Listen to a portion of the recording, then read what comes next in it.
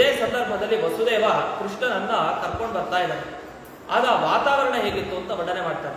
ರಾತ್ರಿ ಹೊತ್ತಿನಲ್ಲಿ ಕೃಷ್ಣ ಉದಯ ಆಗಿದ್ದು, ಹುಟ್ಟಿದ್ದು, ಅವತಾರ ಮಾಡಿದ್ದು. ಅದೇ ಸಂದರ್ಭದಲ್ಲಿ ಆಕಾಶ ಹೇಗಿತ್ತು ಅಂತ ಒಂದು ವರ್ಣನೆಯನ್ನು ಮಾಡ್ತಾರೆ. ಆಕಾಶ ಆಗಬೇಕಾದ್ರೆ ಆ ಸಂದರ್ಭದಲ್ಲಿ ಬಹಳ ಸ್ಪಷ್ಟವಾಗಿತ್ತಂತೆ, ಚೆನ್ನಾಗಿತ್ತಂತೆ ಆಕಾಶ. ಬಹಳ ಒಂಥರ ಮಂದಸ್ಮಿತ ನಗುಮುಖದಲ್ಲಿ ಒಬ್ಬ ಮನುಷ್ಯ ನೋಡ್ಲಿಕ್ಕೆ ಹೇಗೆ ಕಾಣ್ತಾನೋ ಆ ರೀತಿ ಆಕಾಶ ಇತ್ತು ಅಂತ ಹೇಳ್ತಾರೆ. ಆಕಾಶದಲ್ಲೂ ಕೂಡ ಎಲ್ಲಾ ನಕ್ಷತ್ರಗಳು ಕೂಡ ಫಳಫಳ ಹೊಳಿತಾ ಇದ್ವಂತೆ. ಇದರಿಂದ ಏನ್ ಗೊತ್ತಾಯ್ತು ಅಂದ್ರೆ, ಯಾರಾದ್ರೂ ನಮಗಿಂತ ಸ್ವಲ್ಪ ಕೆಳಕ್ಕೆ ಆದ್ರೆ ನಮಗೆ ಸಂತೋಷ ಜಾಸ್ತಿ, ನಮಗಿಂತ ಜಾಸ್ತಿ ಸಂಪಾದನೆ ಮಾಡಿದ ನಮಗಿಂತ ಅವ್ರು ಗ್ರೇಟ್ ಅಂತ ಆಗಿದ್ರೆ ಅವ್ರ ಬಗ್ಗೆ ನಮಗೆ ಕಟಾಕ್ಷ ಜಾಸ್ತಿ. ಅದೇ ಇವತ್ತಿನ ದಿವಸ ಅವ್ರೇನಾದ್ರು ಸ್ವಲ್ಪ ನಮಗಿಂತ ಕಡಿಮೆ ಆಗಿದ್ರೆ ಒಂಥರ ನಮ್ಮ ಸೇವಕರ ಜೊತೆಗೆ ನಾವು ಬಂದು ಖುಷಿಯಾಗಿ ಆಯ್ತು ಹೀಗಿದಾನಲ್ವಾ ಅಂತ ಒಂಥರ ನೋಡೋದು ಹೇಗಿದೆಯಲ್ಲ ಆ ರೀತಿ ಆಕಾಶ ಬಂದು ನೋಡ್ತಾ ಇದ್ದಾನೆ ಅಂತ. ಯಾಕೆ ಅಂದ್ರೆ ಈ ಆಕಾಶಕ್ಕೂ ಭಗವಂತನಿಗೂ ಒಂದು ಸ್ಪರ್ಧೆ ಅಂತೆ. ಏನ್ ಸ್ಪರ್ಧೆ ಅಂತಂದ್ರೆ, ಆಕಾಶ ನೋಡಿ ಎಲ್ಲಾ ಕಡೆ ಇದೆ ಆಕಾಶ, ಅದು ಇಷ್ಟು ಕಡೆ ಅಂತ ಪರಿಮಿತಿ ಹೇಳಿಕ್ ಬರಲ್ಲ, ಇಷ್ಟೇ ಆಕಾಶ ಅಂತ. ಭಗವಂತನಿಗೂ ಕೂಡ ಪರಿಮಿತಿ ಇಲ್ಲ, ಅವನು ಸಿಕ್ಕಾಪಟ್ಟೆ ಎಲ್ಲಾ ಕಡೆ ಇರೋನು. ಅಣುಗಳಲ್ಲೂ ಕೂಡ ಪರಮಾತ್ಮನ ಸನ್ನಿಧಾನ. ಒಂದು ಚಿಕ್ಕ ಪರಮಾಣು ತಗೊಂಡು ಅಲ್ಲಿದ್ದಾನೆ. ಆಕಾಶ ಕನಸ್ತಂತೆ, ಅಲ್ಲ ನಾನು ಒಬ್ಬನೇ ಎಲ್ಲಾ ಕಡೆ ಇದ್ದೀನಿ ಅಂತ ನನ್ನ ಮನಸ್ಸಿನಲ್ಲಿತ್ತು, ಆದ್ರೆ ಇವನು ಸರಿಸಾಟಿಯಾಗಿ ನನ್ನ ಜೊತೆ ಈ ಭಗವಂತ ನಿಧಾನಲ್ಲ ಅಂತ ಬಹಳ ದುಃಖ ಇತ್ತಂತೆ, ಬೇಸರ ಇತ್ತು. ನನ್ನ ಸಮಾಧಾನ ಆಗೊಬ್ಬ ವ್ಯಕ್ತಿ ಇದ್ದಾನೆ, ನನ್ನನ್ನು ಮೀರಿಸು ಇದ್ದಾನೆ ಇವನ ಜೊತೆಗೆ ಅಂತ. ಅದಕ್ಕೆ ಯೋಚನೆ ಮಾಡ್ತಂತೆ. ಈಗ ಆಕಾಶ ಬಹಳ ಸಂತೋಷ ಆಯ್ತಂತೆ. ಅಲ್ಲ, ಭಗವಂತ ಅಷ್ಟು ದೊಡ್ಡಕ್ಕಿರೋನು ಈಗ ಬಾಲರೂಪಿಯಾಗಿ ಕೃಷ್ಣನಾಗಿ ಬಂದಿದ್ದಾನೆ. ಇವನ ಆಕಾರ ಎಷ್ಟು ಚಿಕ್ಕ ಮಗುವಿನ ಆಕಾರ ಅಷ್ಟೇ, ನಾನು ಮಾತ್ರ ಈಗ ತುಂಬಾ ದೊಡ್ಡ ಆಕಾರದಲ್ಲಿದ್ದೀನಿ ಅಂತ ಬಹಳ ಸಂತೋಷ ಆಯ್ತಂತ ಆಕಾಶಕ್ಕೆ. ಅದಕ್ಕೋಸ್ಕರ ನೋಡೋಣ ಇವನು ಹೇಗಿದ್ದಾನೆ ಈಗ ಅಂತ ಎಲ್ಲಾ ನಕ್ಷತ್ರಗಳು ತನ್ನ ಸೇವಕರ ಜೊತೆಗೆ ಬಂದು ನಗ್ತಾ ನಗ್ತಾ ಆಕಾಶ ಇದ್ದಾನೆ ಅಂತ. ತಾತ್ಪರ್ಯ ಏನಂದ್ರೆ, ಕೃಷ್ಣಾವತಾರ ಆಗೋ ಸಂದರ್ಭದಲ್ಲಿ ಈ ಆಕಾಶ ನಕ್ಷತ್ರಗಳಿಗೆ ಅವಾಗೆಲ್ಲ ಏನೋ ಈರ್ಷೆ ಬಂತು, ಮಾತ್ಸರ್ಯ, ಹೊಟ್ಟೆ ಕಿಚ್ಚಿನಿಂದ ಬಂದು ನೋಡುದು, ಹೀಗೆ ಹಾಗೇನಲ್ಲ. ಹೊರತು ಆಕಾಶ ಅಷ್ಟು ಶುಭ್ರವಾಗಿತ್ತು, ಎಲ್ಲ ನಕ್ಷತ್ರಗಳು ಕೂಡ ಬೆಳಗ್ತಾ ಇತ್ತು ಅಂತ. ಈ ರೀತಿಯ ಸುಂದರವಾದ ಪರಿಸರ ಆ ಸಂದರ್ಭದಲ್ಲಿತ್ತು ಅಂತ ಇಷ್ಟು ವರ್ಣನೆ ಮಾಡಿ ಮುಂದಕ್ಕೆ ಹೇಳ್ತಾರೆ. ಈ ಭಗವಂತ ಹುಟ್ಟಿದ ಕೂಡಲೇ ಕೃಷ್ಣನಾಗಿ ಬಂದಾಗ ಎಲ್ಲಾ ದೇವತೆಗಳಿಗೂ ಎಲ್ಲರಿಗೂ ಆಶ್ಚರ್ಯ ಆಯ್ತಂತೆ. ಆಶ್ಚರ್ಯ ಯಾಕಾಯ್ತು? ಅದರೇನು ಆಶ್ಚರ್ಯ ಪಡೋದಿದೆ? ಅನೇಕ ಅವತಾರಗಳನ್ನು ಎತ್ಕೊಂಡು ಭಗವಂತ ಭೂಮಿಗೆ ಬರ್ತಾನೆ, ಈಗೂ ಕೃಷ್ಣನಾಗಿ ಬಂದ, ಇದರಲ್ಲೇನು ಆಶ್ಚರ್ಯ ಅಂತ. ಹಾಗಲ್ಲ, ಕೃಷ್ಣ ಮಗುವಿನ ರೂಪದಲ್ಲಿ ಹೊರಗೆ ಬಂದ. ಇದು ನೋಡಿದಾಗ ಹುಟ್ಟಿದಾನೆ ಅಂತ ಎಲ್ರಿಗೂ ಗೊತ್ತಾಯ್ತು. ಆದ್ರೆ ವೇದ ಓದಿದೀವಿ, ಇಷ್ಟೆಲ್ಲ ನಾವು ಓದಿದೀವಿ, ದೇವತೆಗಳು ಚಿಂತನೆ ಮಾಡ್ತಾ ಇದ್ದಾರೆ, ಇಷ್ಟೆಲ್ಲ ನಾವು ತಿಳ್ಕೊಂಡ್ವಿ, ಎಲ್ಲೂ ಕೂಡ ಭಗವಂತನಿಗೆ ಹುಟ್ಟೇ ಇಲ್ಲ ಅಂತ ಇವೆಲ್ಲ ಪ್ರಸಿದ್ಧ. ಆದ್ರೆ ಆಶ್ಚರ್ಯ ಅನ್ಸುತ್ತೆ, ಲೋಕದಲ್ಲಿ ಹುಟ್ಟಿರುವಂತೆ ಒಂದು ತೋರಿಸ್ತಾ ಇದಲ್ಲ ಇವತ್ತಿನ ದಿವಸ ಅಂತ ನಮಗೆಲ್ಲ ಆಶ್ಚರ್ಯ ಆಗ್ತಾ ಇದೆ ಅಂತ ಈ ದೇವತೆಗಳು ಚಿಂತನೆ ಪಟ್ಟರು. ಸರಿ, ಇಷ್ಟಾದ ಮೇಲೆ ಒಂದು ಮಾತು ಬರುತ್ತಿದೆ. ಈಗ ಕೃಷ್ಣ ನಮಗೆ ಚಿಕ್ಕ ಬಾಲಕನಾಗಿ ನಮ್ಮ ಮುಂದೆ ಬಂದ, ಕಣ್ಣ ಮುಂದೆ. ಈ ಬಾಲರೂಪಿಯಾಗಿ ಬಂದಾಗ ನಾವು ಸಾಮಾನ್ಯವಾಗಿ ಏನ್ ಚಿಂತೆ ಮಾಡ್ತೀವಿ, ತಂದೆ ತಾಯಿಯ ಸಂಪರ್ಕ ಆಗಿ ನಂತರ ಅವರಿಂದಾಗಿ ತಾಯಿಯ ಒಳಗಡೆ ಗರ್ಭದಲ್ಲಿ ಮಗು ಇತ್ತು, ಕೊನೆಗೆ ಹೊರಗೆ ಬರುತ್ತೆ ಅಂತ. ಅದೇ ರೀತಿ ಕೃಷ್ಣನು ಕೂಡ ಬಾಲರೂಪಿಯಾಗಿ ಮನುಷ್ಯನಂತೆ ತೋರ್ತಾ ಇದ್ದಾನೆ. ಇವನು ಕೂಡ ಆ ವಸುದೇವ ದೇವಕಿಯರಿಂದ ಬಂದೇನೋ ಅಂತ ಒಂದು ಚಿಂತನೆ ಶುರುವಾಗುತ್ತೆ. ಅದಕ್ಕೆ ಹೇಳ್ತಾರೆ ನೋಡಿ, ಯಾರಾದ್ರೂ ಇದು ಯಾರ ಮಗು ಅಂತ ನಾವೇನಾದ್ರು ಸಮರ್ಥನೆ ಮಾಡ್ಬೇಕು ಅಂದ್ರೆ, ಇದು ನಮ್ಮ ಮಗು ಅಂತ ಹೇಳ್ಬೇಕು ಅಂದ್ರೆ ನಾವೇ ಪ್ರಮಾಣ. ಅದಕ್ಕೆ ಯಾರು ತಂದೆ ತಾಯಿ ಆಗಿರ್ತಾರೆ ಅವರೇ ಹೇಳ್ಬೇಕು ಇದು ನನ್ನ ಮಗು ಅಂತ. ಯಾಕೆ ಅವರೇ ಪ್ರಮಾಣ. ಅದರಲ್ಲೂ ಮುಖ್ಯವಾಗಿ ತಾಯಿಯಂತೂ ಪರಮ ಪ್ರಮಾಣ. ಇದು ಯಾರ ಮಗು ಅಂತ ಕೇಳಿದಾಗ ತಾಯಿ ತಾನೇ ಪ್ರಮಾಣ, ಇದು ನನ್ನ ಮಗು ಅಂತ ಹೇಳಿದ್ರೆ ಬೇರೆಯವ್ರು ನಂಬ್ತಾರೆ. ಅದೇ ರೀತಿ ತಂದೆಯೂ ಪ್ರಮಾಣ, ಇಲ್ಲ ನನ್ನ ಮಗು ಅಂತ ಹೇಳಿದ್ರೆ ನಂಬ್ತಾರೆಲ್ಲ. ಆದ್ರೆ ಇಲ್ಲ ಆಯ್ತು, ಆಶ್ಚರ್ಯ, ವಸುದೇವ ದೇವಕಿಯರು ಬರ್ತಾರಂತೆ, ಬಂದು ಇದು ನನ್ನ ಮಗು ಅಲ್ಲ ಅಂತ ಹೇಳ್ಬಿಡ್ತಾರಂತೆ. ಯಾಕೆ ನನ್ನ ಮಗು ಅಲ್ಲ ಅಂತ ಹೇಳ್ತಾರೆ ಅಂತಂದ್ರೆ, ಅವ್ರಿಗೆ ಚೆನ್ನಾಗಿ ಗೊತ್ತಿದೆ ಇದು ಬಂದಿರೋದು ಸಾಮಾನ್ಯವಾದ ವ್ಯಕ್ತಿ ಅಲ್ಲ, ದೇವರೇ ಈ ರೂಪದಲ್ಲಿ ಬಂದಿದ್ದಾನೆ ಅಂತ. ಅದಕ್ಕೆ ಅವರು ಇಬ್ಬರು ಸ್ತೋತ್ರ ಮಾಡ್ತಾರಂತೆ. ಅದು ಕೂಡ ದೇವಕಿ ಹೇಳ್ತಾಳೆ, ಆ ಕೃಷ್ಣ ಹುಟ್ಟೋ ಸಂದರ್ಭದಲ್ಲಿ ಹೇಳ್ತಾಳೆ, ಅಲ್ಲಪ್ಪ ನೀನು ನನ್ನ ಹೊಟ್ಟೆ ಒಳಗಡೆ ಬರ್ಲಿಕ್ಕೆ ಸಾಧ್ಯನಾ? ಅಸಾಧ್ಯ. ಯಾಕೆಂದ್ರೆ ನೀನು ಇಡೀ ಜಗತ್ತನ್ನ ಹೊತ್ತಿಕೊಂಡಿರೋ ವ್ಯಕ್ತಿ, ಇಡೀ ಜಗತ್ತೇ ನಿನ್ನ ಹೊಟ್ಟೆ ಒಳಗಿದೆ, ಅಂಥ ನಿನ್ನನ್ನು ನನ್ನ ಹೊಟ್ಟೆ ಒಳಗಡೆ ಹೇಗೆ ಹಾಕೊಳ್ಳಿಕ್ಕೆ ಸಾಧ್ಯ? ಆದ್ರಿಂದ ನೀನು ಎಲ್ಲ ಪ್ರಕೃತಿಯನ್ನು ಮೀರಿದ ವ್ಯಕ್ತಿ ನೀನು ಅಂತ ಸ್ತೋತ್ರವನ್ನ ಮಾಡ್ತಾಳೆ ದೇವಕಿ. ಅದೇ ರೀತಿ ಈ ವಸುದೇವನು ಕೂಡ ಅದೇ ರೀತಿ ಪ್ರಾರ್ಥನೆ ಮಾಡ್ತಾನೆ. ಅತ್ಯಂತ ವಿಲಕ್ಷಣವಾದ ವ್ಯಕ್ತಿ, ಲೋಕದಲ್ಲಿ ಇಂಥ ಮನುಷ್ಯ ನೋಡ್ಲಿಕ್ಕೆ ಸಾಧ್ಯ ಇಲ್ಲ, ಅಂತಹ ಪುಣ್ಯಾತ್ಮ ನೀನು ಇವತ್ತಿನ ದಿವಸ ನಮ್ಮ ಮೇಲೆ ಅನುಗ್ರಹವನ್ನ ಮಾಡಿ ಬಂದಿದೆ ಅಂತ ಹೀಗೆಲ್ಲ ಇಬ್ಬರು ಕೂಡ ಪ್ರಾರ್ಥನೆ ಮಾಡ್ತಾರಂತೆ. ಇದು ಮಾಡಿದ್ರಿಂದ ನಮಗೇನು ಗೊತ್ತಾಯ್ತು ಅಂತಂದ್ರೆ, ತಂದೆ ತಾಯಿ ಅವರೇ ಒಪ್ಕೊಳ್ಬೇಕು ನನ್ನ ಮಗು ಕೃಷ್ಣ ಅಂತ, ಅವರೇ ಒಪ್ಕೊಳ್ತಾ ಇಲ್ಲ ಅಂದಮೇಲೆ ನಮಗೆ ಇದರಿಂದ ಏನ್ ಗೊತ್ತಾಯ್ತು ಅಂದ್ರೆ, ಕೃಷ್ಣ ತಾನು ಇವರ ಮೇಲೆ ಕೃಪೆ ದಯೆಯಿಂದ ಬಂದಿದ್ದಷ್ಟೇ ಹೊರತು ವಾಸ್ತವಿಕವಾಗಿ ವಸುದೇವ ದೇವಕಿಯಿಂದ ಈ ಕೃಷ್ಣ ಹುಟ್ಟಿದ್ದಲ್ಲ ಅಂತ ತಿಳಿಯತ್ತೆ ಅಂತ. ಸರಿ, ಇಷ್ಟಾದ್ಮೇಲೆ ಹಾಗಾದ್ರೆ ಲೋಕದಲ್ಲೆಲ್ಲ ಕರೀತಾರೆ, ಏನಂತ ಕರೀತಾರೆ? ದೇವಕಿ ಪುತ್ರ, ಯಶೋಧ ಪುತ್ರ, ವಸುದೇವ ಪುತ್ರ. ಪುತ್ರ ಪುತ್ರ ಅಂತ ಕರೆದ್ರೆ ಅರ್ಥನೇ ಇಲ್ಲ ಆ ಶಬ್ದಕ್ಕೆ. ಯಾವಾಗಲೂ ಕೂಡ ಭಗವಂತನಲ್ಲಿ ಏನಾದ್ರು ಒಂದು ಶಬ್ದ ಬಳಸ್ತೀವಿ ಅಂದ್ರೆ ಅದು ಸಾರ್ಥಕ ಆಗ್ಬೇಕು. ಈಗ ಕೃಷ್ಣ ಅಂತ ಬಳಸಿದ್ರೆ ಸಾರ್ಥಕ, ರಾಮ ಅಂತ ಬಳಸಿದ್ರೆ ಸಾರ್ಥಕ. ಹೆಸರು ಇಡ್ತೀವಲ್ಲ ಅರ್ಥಕ್ಕನುಗುಣವಾಗಿ ಹೆಸರಿಡ್ಬೇಕು. ಕೃಷ್ಣ ಅಂತ ಯಾಕೆ ಕೃಷ್ಣನಿಗೆ ಹೆಸರು? ಅನೇಕ ಕಾರಣ ಮುಂದೆ ಕೊಡ್ತಾರೆ. ಒಂದು ಸಾಧಾರಣವಾಗಿ ನಮಗೆಲ್ಲ ಗೊತ್ತಿರೋ ಅರ್ಥ ಯಾವುದು? ಎಲ್ಲರನ್ನೂ ಆಕರ್ಷಣೆ ಮಾಡ್ತಾನೆ, ಅದರಿಂದ ಅವನಿಗೆ ಕೃಷ್ಣ ಅಂತ ಹೆಸರು. ಹಾಗಾದ್ರೆ ಪುತ್ರ ಅಂತ ಯಾಕೆ ಕರೀತಾರೆ ಭಗವಂತನಿಗೆ ಅಂತ ಒಂದು ಸಂಶಯ ಉಳಿಯುತ್ತೆ. ಯಾಕೆ ಅವ್ರ ಮಗ ಏನಲ್ವಲ್ಲ, ಇವನು ಅವರೇ ಒಪ್ಕೊಂಡಿದಾರಲ್ಲ ಅಂತ. ಅದಕ್ಕೆ ಪುತ್ರ ಅನ್ನೋ ಶಬ್ದಕ್ಕೆ ಏನರ್ಥ? ಪುತ್ರ ಅಂತ ಒಂದು ನರಕ, ಆ ನರಕದಿಂದ ಯಾರು ಕಾಪಾಡ್ತಾನೆ ಅವನಿಗೆ ಪುತ್ರ ಅಂತ ಕರೀತಾರೆ. ಎಲ್ಲರೂ ಕೂಡ ಈ ತಂದೆ ಇದ್ದಾಗ, ಇವಾಗ ಎಲ್ಲರಿಗೂ ಕೂಡ ತಮ್ಮ ತಮ್ಮ ತಂದೆ ಇದ್ದಾಗ ತಂದೆ ತಾಯಿಗಳ ಮಾತನ್ನ ಕೇಳಿ ಮಕ್ಕಳು ಅವರಿಗೆ ಅನುಗುಣವಾಗಿ ನಡಿಬೇಕು. ಮತ್ತೆ ಆ ತಂದೆ ಮೃತನಾದ ಮೇಲೆ ಅಥವಾ ತಾಯಿ ಮರಣವನ್ನು ಹೊಂದಿದ ಮೇಲೆ ಶ್ರಾದ್ದ ಮಾಡಿ ಅವರಿಗೆ ಒಳ್ಳೆಯ ಗತಿಯನ್ನು ದೊರಕಿಸಿಕೊಡೋದು ಆ ಪುತ್ರನ ಕರ್ತವ್ಯ.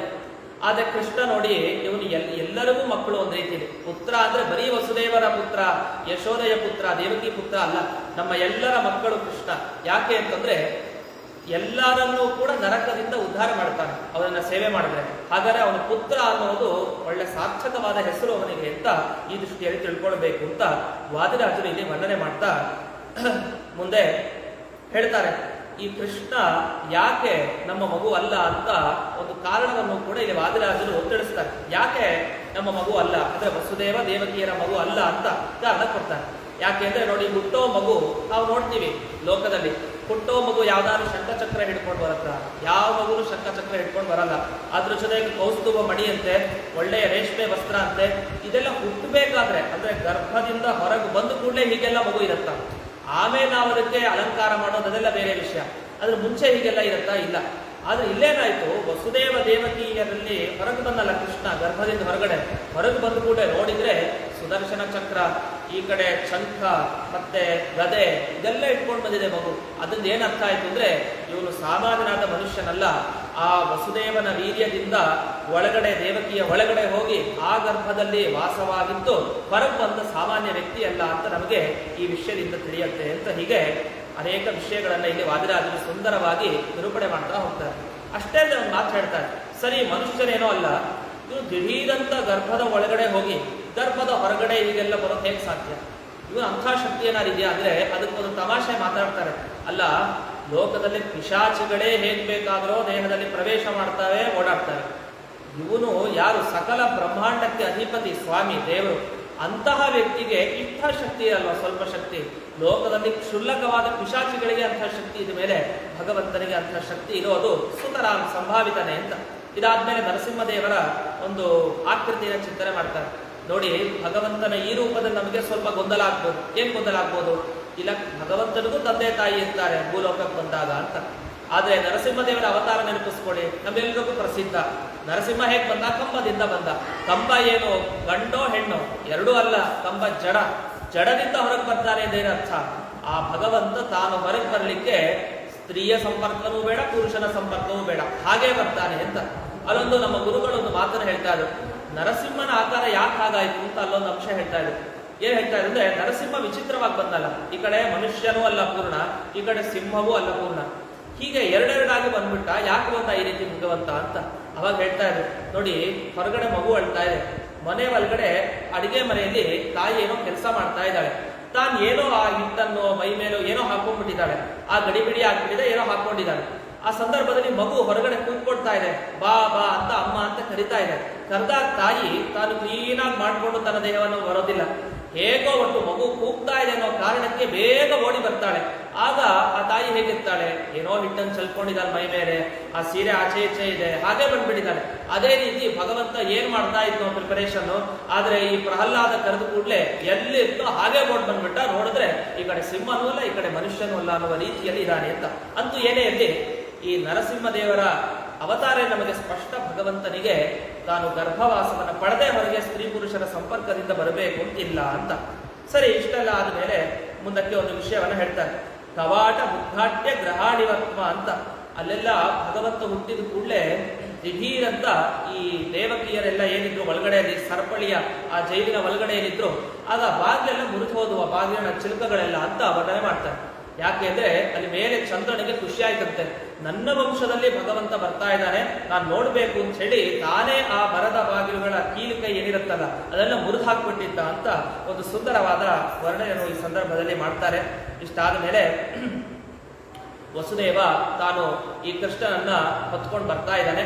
ಆಗ ವಸುದೇವನ ಮೇಲೆ ಈ ಶೇಷ ತಾನು ಹೆಡೆಯನ್ನು ಎತ್ಕೊಂಡಿದ್ದಾನಂತೆ. ಸಾಮಾನ್ಯವಾಗಿ ನಾವು ದೇವರ ಚಿತ್ರ ನೋಡ್ತಾನೆ ಇರ್ತೀವಿ, ನರಸಿಂಹನ ಚಿತ್ರ ನೋಡ್ತೀವಿ, ನರಸಿಂಹ ದೇವರ ಮೇಲೆ 5 ಹೆಡೆಯ ಸರ್ಪ ಇರುತ್ತೆ. ಹೀಗೆ ಅನೇಕ ರೂಪಗಳಲ್ಲಿ ನಾವು ನೋಡ್ತೀವಿ. ಇಲ್ಲಿ ಸರ್ಪ ಆಕಾರದಲ್ಲಿ 5 ಹೆಡೆಗಳನ್ನ ಎತ್ತುಕೊಂಡು ಶೇಷದೇವರು ಸೇವೆ ಮಾಡ್ತಾ ಇದ್ದಾರೆ ಅಂತ. ಯಾಕೆ ಸೇವೆ ಮಾಡ್ತಾ ಇದ್ದಾರೆ ಅಂತಂದ್ರೆ, ಮುಂದೆ ನಾನು ಕೃಷ್ಣನ ಅಣ್ಣನಾಗಿ ಹುಟ್ಟಬೇಕು. ಅಣ್ಣ ಅಂತ ಅಂದ್ರೆ ಅದು ಅವನಿಗಿಂತ ದೊಡ್ಡವನು ಅಂತ ಆಗ್ಬಿಡ್ತೀನಿ. ನಾಳೆ ದಿವಸ ಅವನು ನನಗೆ ನಮಸ್ಕಾರ ಬೇರೆ ಮಾಡಬೇಕು. ಯಾಕೆ ಲೋಕ ದೃಷ್ಟಿಯಲ್ಲಿ ತಮ್ಮ ಅಣ್ಣನಿಗೆ ನಮಸ್ಕಾರ ಮಾಡಲೇಬೇಕು. ಈ ಎಲ್ಲ ಅಪರಾಧ ಪ್ರಜ್ಞೆ ನನಗೆ ಮೂಡುತ್ತೆ, ನಾನು ಅಪರಾಧ ಮಾಡ್ಬಿಟ್ಟೆ, ನಾನು ಹೀಗೆ ಬರಬಾರ್ದಿತ್ತು ಅಂತ ಈಗಲೇ ತಾನು ಹೆಡೆ ಎತ್ಕೊಂಡು ಆ ವಸುದೇವ ಯಾವಾಗ ಕೃಷ್ಣನನ್ನ ಹೊತ್ಕೊಂಡು ಬಂದಾಗ ಆಗಲೇ ತಾನು ಸೇವೆಯನ್ನ ಪ್ರಾರಂಭ ಮಾಡಿಬಿಡಿದಾನೆ ಅಂತ ವರ್ಣನೆಯನ್ನು ಮಾಡಿ ಕೊನೆಗೆ ಇನ್ನೊಂದು ಅಂಶವನ್ನು ಹೇಳ್ತಾರೆ, ಬಹಳ ರೋಚಕ.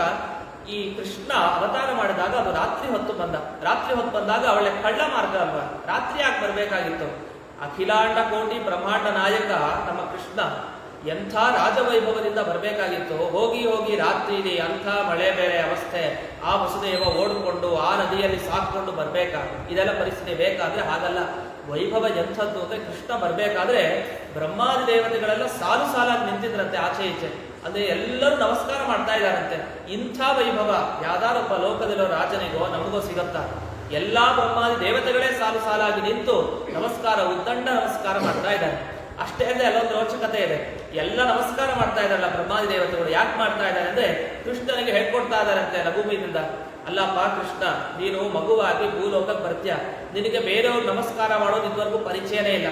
ಯಾಕೆ ಎಲ್ಲರೂ ನಿನಗೆ ನಮಸ್ಕಾರ ಮಾಡ್ತಾರೆ, ಇನ್ನೊಬ್ಬ ದೊಡ್ಡ ದೇವರು. ನೀನು ಮುಂದೆ ತಿಳ್ಕೊ, ಸಾಲ ನಾವೆಲ್ಲ ನಿಂತು ನಮಸ್ಕಾರ ಮಾಡೋದು ಹೇಗೆ ಅಂತ ತೋರಿಸ್ಕೊಡ್ತಾ ಇದೆ ಎನ್ನುವ ರೀತಿಯಲ್ಲಿ ಎಲ್ಲ ಬ್ರಹ್ಮಾದಿ ದೇವತೆಗಳು ನಿಂತಿದ್ರು ಅಂತ. ಆಶ್ಚರ್ಯ ಅಂದ್ರೆ ನೋಡಿ, ಪ್ರತಿಯೊಬ್ಬ ದೇವತೆಗಳು ಅಂದಿನ ದಿವಸ ಕೃಷ್ಣ ನಮಸ್ಕಾರ ಮಾಡ್ತಾ ಇದ್ರು. ಎಂಥ ವೈಭವ, ಕೃಷ್ಣನನ್ನ ವಸುದೇವ ಹೊತ್ಕೊಂಡ್ ಬರ್ತಾ ಇದ್ದಾನೆ ಅನ್ನುವ ವಿಷಯ ಇಲ್ಲಿ ವಾದಿರಾಜರು ತಿಳಿಸ್ತಾರೆ. ಜೊತೆಗೆ ಆ ರಾಜ ವೈಭವವನ್ನು ಸ್ಪಷ್ಟಪಡಿಸ್ತಾರೆ.